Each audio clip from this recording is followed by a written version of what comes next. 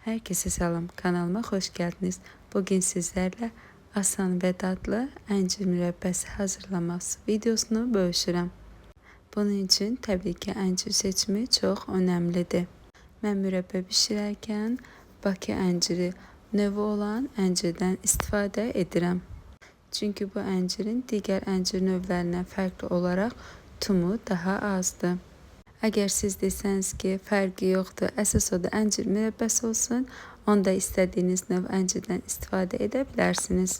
Bunun üçün əncirləri əvvəlcə astaca su ilə yuyuruq. Əvvəlcə göstərdiyim hissəni kəsirik.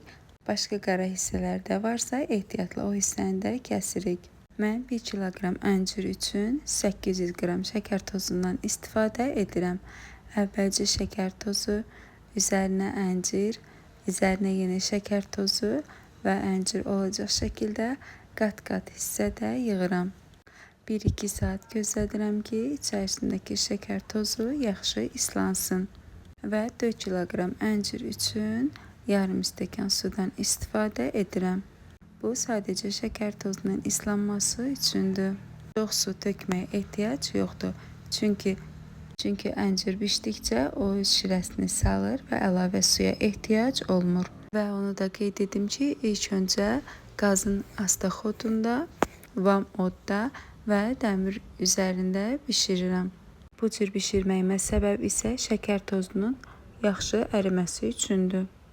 Bu qayda ilə şəkər tozu da asta-asta daha rahat əriyəcək. 5-10 dəqiqə qaynadıqdan sonra üzərinə kəf yığılacaq. Məsləhət görərdim ki, kəfi yaxşı yığasınız. Çünki əncirdə ərik kimi biraz qazlı olan meyvələrdəndir. Ona görə də üzərində yaranmış ağ kəfləri ehtiyatla yığırıq. Mən əncir mürəbbəsini 2 mərhələdə bişirirəm.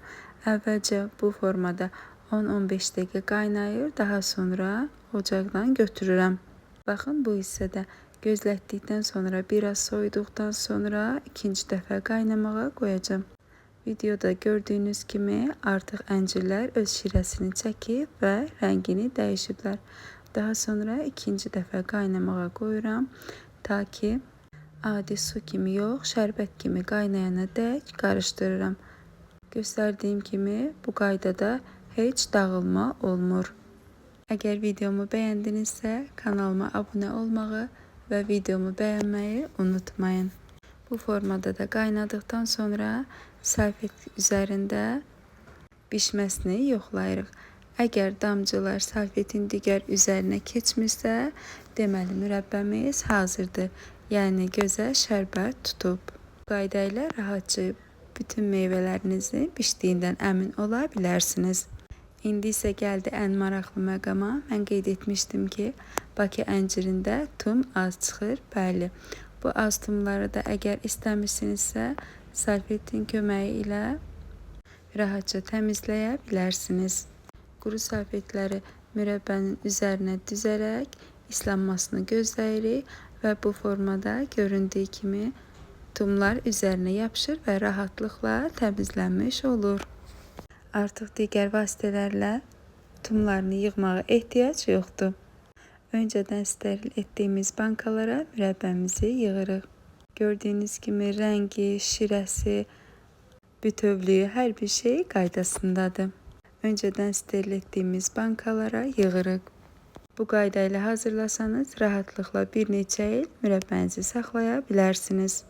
Hər birimizin ruzisi bol və xeyirli olsun. Bu tip videolarımın gəlməyini istəyirsinizsə, rəylərdə fikrinizi bildirsəniz sevinərəm. Videomu bəyənməyi, kanala abunə olmağı unutmayın.